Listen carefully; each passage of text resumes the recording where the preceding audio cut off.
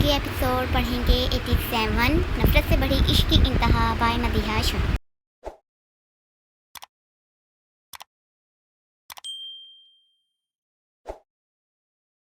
आज हम लोगों की एपिसोड पढ़ेंगे 87 नफरत से बड़ी इश्क की इंतहा बाय मदीहा शाह। लाहौर। दोस्त तुम ऐसे मुंह लटकाए क्यों बैठे हो? प्रीशा जो सर के साथ एकदम से धड़ल्ले से सीढ़ियों पर बैठी थी, इसको मुंह बनाते अब की नजरें फेरते देख बच्चों की तरह मुंह बनाते अपनी जगह से उठते उसके सामने बैठी। तुम प्रीशा से नाराज हो? वो अब के उसके चेहरे को गौर से देखते बच्चों की तरह मुंह के जाविये बदलते बोली, आज भी यूं नहीं आने की क्या जरूरत थी? सर गुस्से को साइड पर रखते उसके सवाल को इग्नोर करते तेजी से गोया, मैं तो आना नहीं चाहती थी, ये अनार आप ही जबरदस्ती खींच लाई। प्रीशा सर को सरसीसा देखते नजर झुका शिकायत करने वाले अंदाज में बोली, जबकि उसके जवाब को सुन के वो आज भी आना नहीं चाहती थी। दर का मुंह खुला, तुम मुझसे मिलना नहीं चाहती थी? सर जब्त करते बहुत आराम से चेहरे पर स्माइल लाते प्रीशा से पूछा, मुझे तो तुम घर में याद ही नहीं आए, अभी भी तुम्हें देखा तो याद आया कि मैं तुम्हारा दोस्त बना हूँ। इससे पहले प्रीशा बात मुकम्मल करती सर तेजी से चबाते फिक्रा मुकम्मल कर गया, सर तू यहाँ क्या कर रहा है? अली जो सम्राट और आजम के साथ वहाँ नाज हुआ था प्रीशा को बैठे देख जबान पर ब्रेक लगाते पूछा, क्या काम है? जब प्रीशा को इग्नोर करते सीधे बिगड़े अंदाज में अली से रिएक्ट किया, तुझे एक न्यूज़ देनी है, चल। अली फ़ोन की तरफ इशारा करते उठने का बोल गया, यही बता दे उसकी फिक्र मत कर, उसके आसानी से दिमाग में कोई बात नहीं पड़ती। सर जानता था वो प्रीशा की मौजूदगी की वजह से उठने का बोल रहा है, इसलिए आराम से बताते इन लोगों को भी बैठने की जगह दी। प्रीशा घूरते सबको देख गई, जबकि खामोशी से सर को देखते जुबान चढ़ाई। सर जिसने अचानक से उसकी तरफ देखा था उसके जुबान चढ़ाने वाले अंदाज पर सारे गुस्से को भुलाए हल्के से मुस्कुराया, मैंने कहा था ना कि जब हम लोग नमी को मैसेज करेंगे तभी हसन मुट्ठी में आएगा। अली सर की तरफ फ़ोन करते खुशी से बताते मुस्कुराया। प्रीशा जिसके कुछ भी पल्ले ना पड़ा था थोड़ा ऊंचा होते सर के हाथ में पकड़े फ़ोन को देखना चाहा। जन ने एक नज़र उसके अंदाज पर डाली थी, हसन ने ये मैसेज खुद किया। सर हसन का मैसेज पर मुस्कुराते आजम और अली को देख गया, हाँ मगर ये कैसे हुआ? सर तो हैरान ही रह गया था। जब नमी को मैसेज किया और साथ में दोनों की पिक्स गई तो बस वो सीधी क्लास से निकलते हसन के सर पर सवार हुई। जैसे ही हसन ने नमी के फ़ोन में वही मैसेज और पिक्स देखी तो वो लाइन पर आया। सम्राट ने एक ही सांस में सब कुछ बताते सर को ब्रीफिंग दी, मुझे भी ये आइसक्रीम खानी है। इससे पहले इनमें से कोई और कुछ बोलता प्रीशा सर के हाथ में पकड़े फ़ोन पर निमी और हसन की आइसक्रीम वाली पिक देख ऊंची आवाज़ में बोलते सर को फटकने से हिला गई, घुटने से हिला गई। सर ने गौर से उसका चेहरा देखा था जो पूरी तरह उसको देखने में मसरूफ था। सर अली हैरान हुआ था प्रीशा को देख, जबकि सर को सरगोशी करते अपने करीब किया, तो इस बच्ची दिमाग वाली लड़की के साथ क्या कर रहा है? इससे मेरे भाई दूर ही रहे, हया ने बताया था इसके बारे में, ये नॉर्मल नहीं है, कभी भी कहीं भी दौरा पड़ जाता है। अली ने बहुत धीमे से दबी आवाज़ में सर को गोया, प्रीशा जाओ अपना बैग लेकर आओ, फिर हम आइसक्रीम खाने जाएंगे। सर अली को घूरते बहुत प्यार से प्रीशा को बोलते क्लास में भेज। उठते खड़ा हुआ, तुझे ये कहाँ से नॉर्मल नहीं लगती? उसके दिमाग पर किसी गहरी चोट का जख्म है जिसकी वजह से वो ऐसी है। जितनी तुझे वो बच्ची नज़र आ रही है वो इतनी भी बीमार नहीं है। वैसे भी मुझे इस बात से उससे बात करना अच्छा लगता है।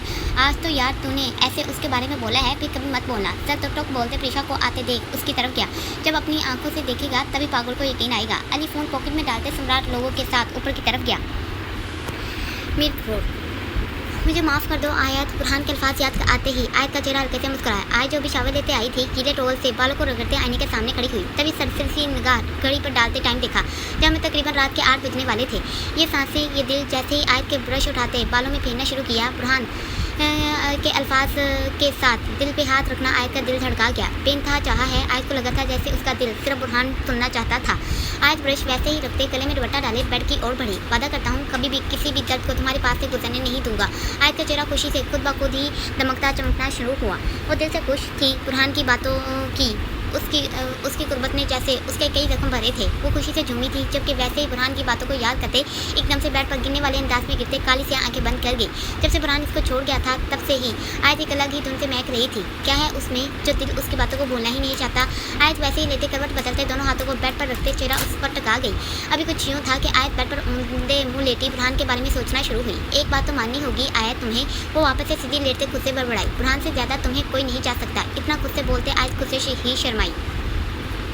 लाहौर, वो ये ज़ुलेखा तो बहुत पक्की औरत लग रही है मुझे। हया बूढ़ के सामने चेयर पर विराजमान होते साथ ही टेबल से पानी का ग्लास उठाते मुँह से लगा गई, कोई पक्की वक्की नहीं है, बस मार की ज़रूरत है। अगर सर इजाज़त दे दें तो देखना ऐसी खाल उतारूंगी कि उसको अपनी साथ नस्लें याद आ जाएंगी, फिर ये फैसे शायद क्या चीज़ होगी। बूढ़ मुठ्ठियाँ भीजते गुस्से से बोली, चलो कोई नहीं, और कितने दिन ऐसे चुप रह लेगी, एक दिन उसकी बंद जबान भी खुल जाएगी। अभी ये बताओ कि जो सामान अरहम मीरपुर से यहाँ ले आया है उसका क्या करना है? 2 से 3 माह होने वाले हैं, हमें जल्दी ही उस काम को भी ख़त्म करना होगा, नहीं तो गैर कानूनी काम करने पर हमें भी सज़ा मिल सकती है। अली ने सबका ध्यान ट्रक्स के सामान की तरफ करवाया। बात तो तुम्हारी बिल्कुल ठीक है, हया ने हंकार भरते हामी भरी। चलो फिर बस अब पहले इस काम को मुकम्मल कर लेते हैं। बूढ़ का दिमाग तेज़ी से चला था, लेकिन फैसल शाह का तो लाहौर में मेरे ख्याल से अब कोई भी गैर कानूनी कारोबार नहीं रहा। आलिया शहनाज का साथ ही अगला सवाल पूछ गई। चलो उसका कोई कारोबार नहीं है तो क्या हो गया? सरशाश राजी उफ वकाश राजी तो है ना। वो अपनी जगह से उठते मायने के इस अंदाज में मुस्कुराई तो हया सबका दिमाग उलझा। तुम ठीक से बता सकती हो? ना जो खामोश बैठी हुई थी अब के थोड़े तीखे लहजे में बोली। ये सारा सामान हम लोग वकाश राजी के प्लास्टिक की फैक्ट्री में रख मीडिया को और पुलिस का छापा पड़वा देते हैं। बाकी सारा काम खुद ब खुद ही मुकम्मल हो जाएगा। एक तीर से दो शिकार। उन्हें अच्छे से तस्वीर बताई तो हया लोगों के चेहरे खुशी से मुस्कुराए। वैसे ये आइडिया तो बहुत ही अच्छा है। अनार भी दाद दिए बिना ना रह सकी थी। ठीक है फिर चलो इसी पर कल से काम शुरू होगा। आलिया ने भी जैसे मंसूबा तैयार किया। मीरपुर कुछ पता चला जमाल शाह का? फैसल शाह अपने खास आदमी को मुंह लटकाए खड़े देख गुस्से से भड़कते दरियात करना शुरू हुआ। सरकार जमाल साहब दुबई में ही हैं, लेकिन उन्होंने खुद को किसी जगह पर बंद कर रखा है, इसलिए तो पूरे दुबई में ढूंढने के बावजूद वो हमें कहीं नहीं मिले। फैसल शाह का खास आदमी बहुत आराम से तस्वीर बताते खामोश हुआ। वाह क्या बात है तुम लोगों की। क्या मैं इस चीज़ के पैसे देता हूँ तुम लोगों को एक काम नहीं कर सके? फैसल शाह का पारा 7वें आसमान को पहुंचा। उसका बस नहीं चला था कि सबको एक साथ गोलियों से उड़ा दे। मुझे कुछ भी नहीं सुनना, जैसे मर्जी करो, ज़मीन से निकलाओ या आसमान में देखो, मुझे जमाल शाह की खबर चाहिए। 3 माह हो गए हैं। फैसल शाह वैसे ही बोलते बोलते बैठा तो वो लोग जल्दी से वहाँ से गए थे। इससे पहले नसीब फैसल शाह इनको कुछ कह देता। कैसे हैं भाई साहब? असलम जो सीढ़ियों पर खड़े सब कुछ सुन चुका था, आदमियों के जाते ही आराम से आते फैसल शाह के सामने बैठा। कैसा हो सकता हूँ? फैसल शाह ने इतना बोलते सामान को जैसे ब्रेक लगाया। भाई साहब फिक्र नहीं करें, मेरा बेटा जहाँ भी होगा ठीक ही होगा। वैसे भी जमाल जो बहुत हम्बल से बोल रहा था, फैसल शाह को दरमियान में बोलने के लिए तैयार होते देख तेजी से बोलते इसको खामोश रहने का जैसे गोया। जमाल 2 दिन बाद दुबई से वापस आ रहा है। अपने आदमियों को बोले मत भागें, वो खुद यहाँ आपके सामने आ जाएगा। असलम शाह तफसील से बताते अपनी जगह से उठा जाने के लिए। अगर तुम जानते थे कि वो कहाँ है कैसा है तो मुझे क्यों नहीं बताया? असलम शाह जो जाने के लिए आगे बढ़ चुके थे। फैसल शाह के अल्फाज कदम रुके, जबकि पलटते इनको एक नज़र देखा गया। भाई साहब कुछ बातें आप बिल्कुल भी समझ नहीं सकते, इसीलिए बेहतर होगा कि आप मुझसे भी बात मत करें। असलम 2 टोक बोलते बिना सुने घर से निकला। फैसल शाह चीखते रहे लेकिन कोई सुनने वाला नहीं था। साहिवाल आज भी बहुत देर कर दी आपने आने में। शुबाना बेगम टेबल पर खाना लगाते अकराम को आते देख मसरूफ से अंदाज में बोली। बेगम बस ऑफिस का काम और सुल्तान भाई साहब के कुछ ज़रूरी काम थे जिस वजह से आज ज़्यादा देर हो गई। अकराम खाने के टेबल पर आराम से बैठे तो शुबाना बेगम भी पानी का जग रखते साथ ही विराजमान ही। अकराम ने रोटी का नवाला तोड़ा था और खाना शुरू किया। अच्छा चलें आप देर से ही सही कर तो आ गए। शुबाना गिलास में पानी डालते मसरूफ से अंदाज में बोली। आप बताएं आपने कौन सी खास बात करनी है? अकराम इनको आराम से देखते हल्के से मुस्कुराते दरियाफ्त कर गए। आपको कैसे पता? मुझे ज़रूरी बात करनी है। शुबाना ने हैरानगी से कान खड़े किए। बस आपके चेहरे ने सब कुछ याद कर दिया। अकराम ने वैसे ही मुस्कुराते अपनी बीवी की तरफ देखा, जबकि उनके अंदाज को देख शुबाना हल्के से मुस्कुराई। नमरीन की सास का फ़ोन आया था। उन्होंने बातों ही बातों में दरमियान में एक अयान के बारे में पूछा था कि कहीं हमने अयान का रिश्ता तय तो नहीं किया हुआ। वो इनकी जो बहन है जो अमेरिका से आई है, आबिश की माँ, इनको हमारा अयान अपनी आबिश के लिए पसंद आ चुका है। वो चाहती हैं अगर हमारा इरादा बनता है तो हम इनके घर अयान का रिश्ता लेकर आएँ। वैसे नमरीन की सास ने बताया था मुझे वो तो खुद ही आना चाहती थी अपनी बेटी का रिश्ता लेकर। अब आप बताएं क्या जवाब देना है? शुबाना एक साथ तफसील से सब कुछ बताते अकराम को देखना शुरू हुई। आपको वो बच्ची पसंद है और अगर अयान राजी है तो मुझे कोई इतराज़ नहीं, चले जाएंगे इनके घर। अकराम ने पानी पीते आराम से हामी में जवाब पास किया। मुझे नहीं लगता अयान को कोई इतराज़ होगा। नमरीन ने बताया मुझे कि दोनों ने एक दूसरे को पसंद कर लिया है, इसलिए आबिश के माँ बाप अपनी बेटी की ख्वाहिश पर यहाँ आए हैं। शुबाना ने अयान की तरफ से जैसे अकराम को बेफिक्र किया था। ठीक है फिर आप ऐसा करें कोई एक दिन तय कर लें, नाज भाभी से पूछ कर फिर हम लोग चले जाएंगे। अकराम उठे थे जबकि साथ ही जवाब पास किया। शुबाना मुस्कुराई थी और बर्तन उठाना शुरू किए चूँकि वो समझ गई थी अब आगे इनको क्या करना था।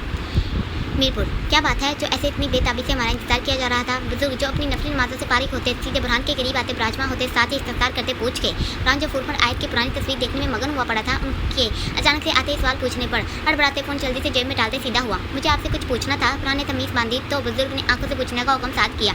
आप मेरी ज़िंदगी में चलने वाली हर चीज़ से वाकिफ़ हैं? मेरा मतलब आपको सब कुछ पता है मेरे बारे में? बुरहान बिना घबराए बहुत आराम से दरियाफ्त कर गया। बुजुर्ग जिनको पहले से अंदाज़ा हो गया था हल्के से मुस्कुराते सर हामी में हिलाते बुरहान के पूछे गए सवाल का जवाब पास किया। बुरहान हैरान सा होता इनको गौर से देख अगले ही पल नजरें झुका गया। ये सच में तुम्हारी ज़िंदगी में होने वाली हर चीज़ से वाकिफ़ हूँ। जो सवाल तुम्हारे दिल में गर्दिश कर रहे हैं तुम बिना सोचे या डरे पूछ सकते हो। बुजुर्ग जो हाथ में पकड़ी तस्वीर मुसलसल कर रहे थे मसरूफ से अंदाज में बुरहान को गोया। इसका मतलब आप मेरे और मेरी बीवी के दरमियान चलती हर जंग से वाकिफ़ हैं। अगर आप सब कुछ जानते हैं तो क्या आप मुझे उस शख्स का नाम बता सकते हैं जिसने? बिल्कुल भी नहीं। इससे पहले बुरहान की बात मुकम्मल होती बुजुर्ग ने दरमियान में ही टोका। तुम्हें अपनी बीवी का एतमाद जीतना चाहिए। जब तुम इसको पूरी तरह यकीन दिलवा दोगे तो वो तुम्हें खुद से सब कुछ सच बता देगी। तुम्हें सिर्फ सब्र से काम लेना होगा। बुजुर्ग ने बहुत सरसी से अंदाज में बुरहान को जवाब देते समझाया। कभी कभी मुझे लगता है मैं कभी भी उसका यकीन नहीं जीत सकता। वो मुझसे नफरत करती है, वो मुझे अपना गुनाहगार समझती है। बुरहान अपनी सोचों में जैसे गुम हुआ। सब कुछ बदल जाएगा, वक्त कब करवट बदल दे कोई नहीं जानता। तुम अपना दिल साफ रखो। बुजुर्ग बहुत नरमी से धीमे से बुरहान की बात काट कह गए। मुझे आप बताएं मैं कैसे उसका डर खत्म करूँ? बुरहान बुजुर्ग की बात सुन थोड़ी देर खामोश होते वापस से सोच आते पूरी तरह उनकी तरफ मतवजा हुआ। इसको अपने होने का एहसास बख्शो, उसको अपनी खुद की गुर्बत महसूस करवा दो, फिर देखना तुम्हारा एहसास उसका सब कुछ महका देगा। वो भूल जाएगी अपना माजी। बुजुर्ग ने अब के बोलते बुरहान के कंधे को सहलाया। मुकाबिल ने नीली आंखों से बुजुर्ग का चमकता चेहरा देखा जिस पर इंतहा की खुशी अच्छे से देखी जा सकती थी। मुझे तो लगता था मुझे आय से दूर रहने की ज़रूरत है, लेकिन नहीं, शायद इनकी बातें दुरुस्त थी। बुरहान जब बुजुर्ग से मुलाकात करते ही सीधे इजाज़त लेते गाड़ी में सवार हुआ था। शीशा नीचे करते ठंडी हवाएं खुद की सांसों में भरते दिल में बड़बड़ाया। इसका मतलब है मुझे आयत को खुद के करीब करना होगा ताकि वो सिर्फ मुझे महसूस कर सके। नीली आंखें बंद किए मुकाबले ने दिल में सोचते हल्के से लब मिलाए।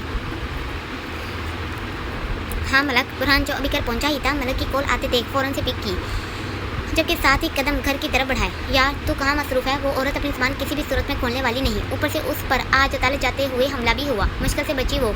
मुझे तो लगता है ये तेरा फैसला शाही था। मलक ने तेजी से बोलते सब कुछ बुरहान पर अया किया। हमला हुआ तू मुझे अभी बता रहा है? बुरहान के कदम रुके थे, जबकि ऊंची आवाज़ में तारते अगले ही पल आयत का सोचते तब ये आवाज़ में गोया। यार मुझे खुद कुछ देर पहले ही पता चला मेरे पास कौन सा एक यही काम है। मैं किसी और केस पर काम करता हूँ, तुझे वो याद है या नहीं? मलक ने आराम से काम लेते बुरहान को याद दहानी करवाई।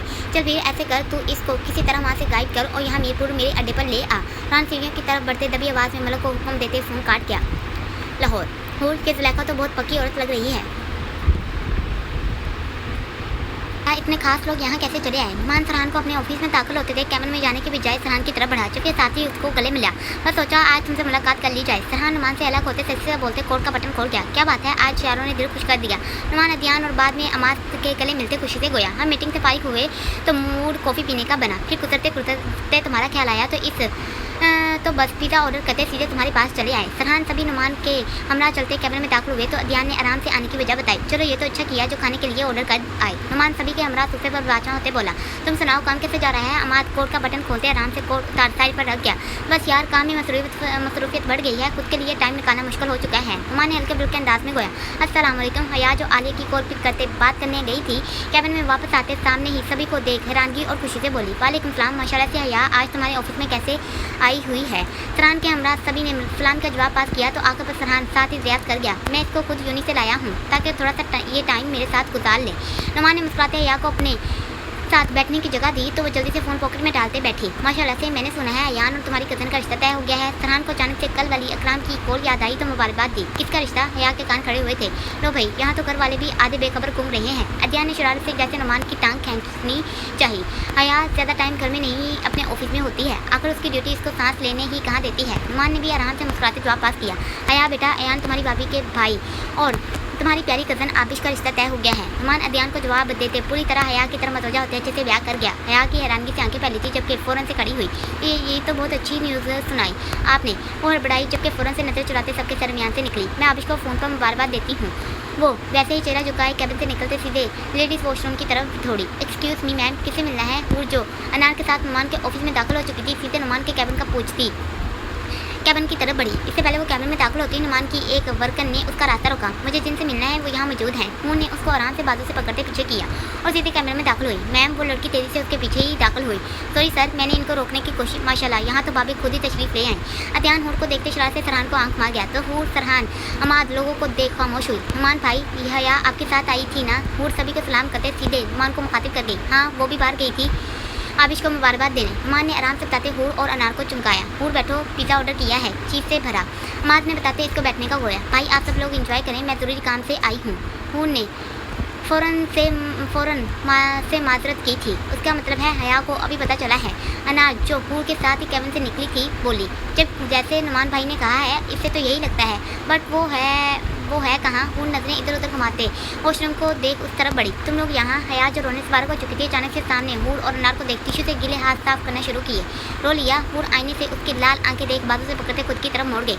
यूँ कि हया जो मुश्किल से आंसू रोक पाई थी हूर के अंदाज से उसके आने की वजह समझ नजरें झुका गई। क्या हो गया है तुम्हें हया? हूर को उसका चेहरा झुकाना बिल्कुल भी अच्छा नहीं लगा था, तभी उसकी झुकी निगाहें उठाई थी। आंसू लाते दात गिरते उसका हाल बयान कर गए थे। तुम तो ऐसी नहीं थी यार, वो तुम्हारी मोहब्बत है, तुम ऐसे कैसे इनको किसी और का होने दे सकती हो?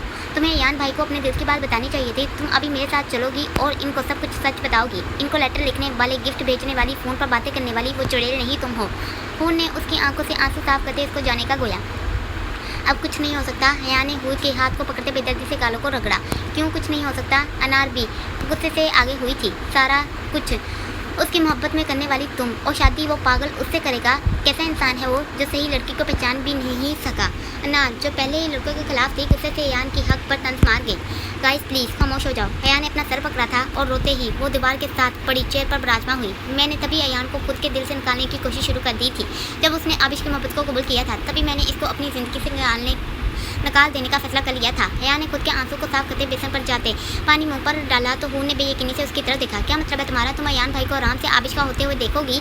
हूर तेजी से बेसन पर उसके पास ही खड़ी हुई। हाँ देखूंगी, और कोई हल नहीं है। हूर, अयान ने लाल आंखों से हूर को देखा था। तुम चाहो तो सब कुछ ठीक हो सकता है। अयान भाई की मोहब्बत उस लड़की से है। हूर, अगर अयान की मोहब्बत उस लड़की से होती तो वो कभी भी आबिश की मोहब्बत को कबूल नहीं करता, बल्कि शक में पड़ा रहता।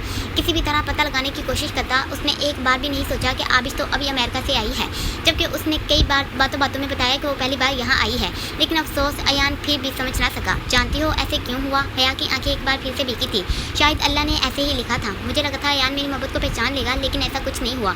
उसको आबिश पसंद आ गई। आंखों खूबसूरत भी काफ़ी है। हूर को हया की आंखें दर्द से बहती सैलाब लगी थी। तुम्हारी मोहब्बत का क्या होगा? हूर ने दर्द से उसको देखते धीमे से सवाल पूछा।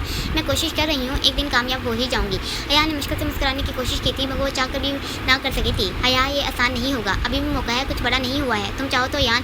हूर, जब मोहब्बत करने वाला खुद ही पहचान ना सका तो अब ये जंग लड़कर मैं फतह अपने नाम क्यों करूं? मैंने जब अयान को चाहा था, उसे कोई क्यों नहीं बताया था? जानती हो ना मैं क्या चाहती थी? कि वो खुद मेरी मोहब्बत को महसूस करे और मुझे पहचाने। जब वो सब कुछ हुआ ही नहीं तो मैं अभी आबिश को पीछे करके खुद वो मुकाम कैसे हासिल कर सकती हूँ, जब मैं अच्छे से जानती हूँ कि अयान आबिश को चाहता है। अगर अयान तब आबिश की मोहब्बत को कबूल ना करता तो मैं कसम से उसको अपने दिल की बात बोल देती कि मेरे पास एक चांस है। लेकिन जब मोहब्बत करने वाले ने ही रास्ता बंद कर दिया हो तो कोई भी कोशिश करना बेकार है। हया, तुम बातें तो कर रही हो, लेकिन ये मोहब्बत तुम्हें सुकून से रहने नहीं देगी। हूर ने उसकी दर्द को जैसे महसूस किया था। कुछ नहीं होता हूर, हर दर्द जिंदगी के बदलते वक्त के साथ भर ही जाता है। ये भी भर जाएगा। हया मुश्किल से बोल पाई थी। क्या हुआ? अनार, जिसको आलिया की कॉल पे कॉल आई जा रही थी, गुस्से से वॉशरूम से निकलते आलिया का कॉल पिक किया। बुरी न्यूज़ है। फ़ोन के पास से आलिया की आवाज़ ने जैसे अनार का मूड मज़ीद ख़राब किया। अब और बुरी न्यूज़ क्या हो सकती है? अनार हया की वजह से काफ़ी परेशान हो चुकी थी। ज़ुलेखा बेगम को कल रात ही लाहौर से रावलपिंडी की जेल में भेजा गया था, लेकिन रास्ते में ही उस गाड़ी पर हमला हुआ जिसमें हमारे पुलिस वाले 4 लोग जख्मी हुए और ज़ुलेखा भाग निकले। क्या? अनार जो बेध्यानी से ही सही सुन रही थी, आलिया की आकर की बात सुन ऊंची आवाज़ में बोलते आसपास से गुजरने वाले लोगों को डरा गई। सॉरी। जैसे ही अनार को एहसास हुआ, फ़ौरन से कहा, मैं ऑफिस में आती हूँ, फिर बात होती है।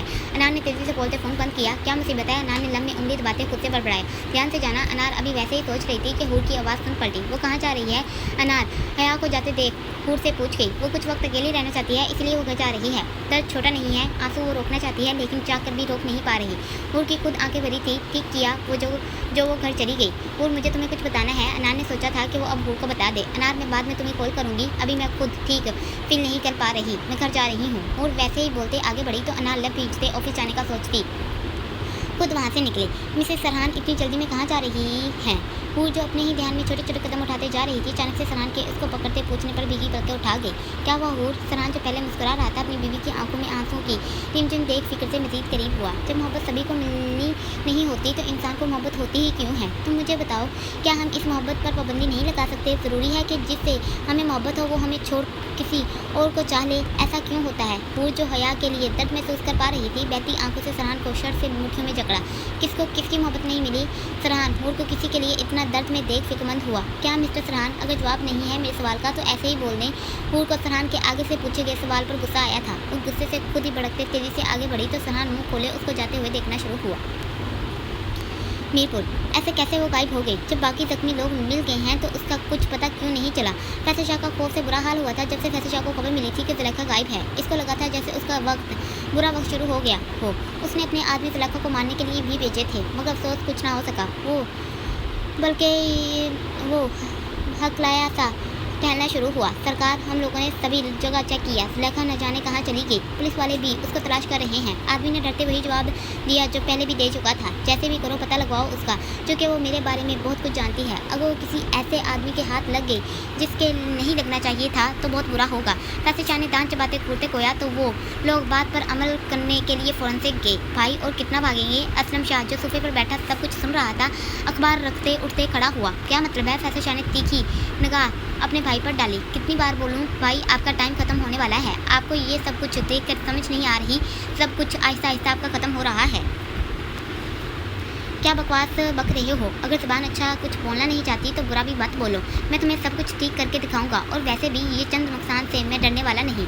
1000 जन्नत कोठे खड़े कर सकता हूँ। और रही बात अगर उस फैक्ट्री की तो वो तो कुछ भी नहीं था। 15 वैसी फैक्ट्रियाँ खड़ी की हुई हैं। सब पर कोई बम गिरा सकता है तो गिरा कर दिखाए। फैसल शाह सीना ताने धारते बोला तो असलम शाह ने अपने भाई का पागलपन देख कर नामे हिलाया। लाहौर। कहाँ जा रहे हो? फरहान जो अभी घर पहुँचा ही था सर को कहीं बाहर जाने के लिए तैयार देख पूछा। भाई मैं यहाँ लोगों की तरफ जा रहा हूँ। सर फ़ोन बंद करते आराम से बोला। ठीक, ध्यान से जाना, गाड़ी आस्ता ही चलाना। फरहान ध्यान से जाने का बोलते घर सीढ़ियों की तरफ बढ़ा तो जर शुक्र कता तेजी से घर से निकला। खादम कितनी बार बोला है कि जब मैं कॉल करती हूँ बिना बहस फ़ोन जान को दे दिया करो। वो जब देखो बिजी ही रहते हैं। इसमें कोई नई बात नहीं। इनको बताओ कि मेरा फ़ोन है, फिर देखना मीटिंग से ज़्यादा इंपॉर्टेंट मुझे दी जाएगी। वो जिसका रो रो कर बुरा हाल हो चुका था टिश्यू से नाक साफ करते वो कहा जाने वाले अंदाज में खादम को पड़ी। हम बात करें फरहान जो रूम में दाखिल होते सब कुछ सुन चुका था वैसे ही आहिस्ता से कदम उठाते उसके करीब आते बोला। वो जो फ़ोन कान से लगाए खिड़की के पास खड़ी थी सच्ची सी निगाह उठाते मुकाबल को देख गई। क्या हुआ मेरी शहजादी को? इससे पहले हूर फरहान को जवाब देती फ़ोन पे उभरती बुरहान की आवाज़ सुन फ़ोन कान से हटाते सीधा वीडियो कॉल मिलाई जो बिना देर किए उठाई गई। हूर ने एक नज़र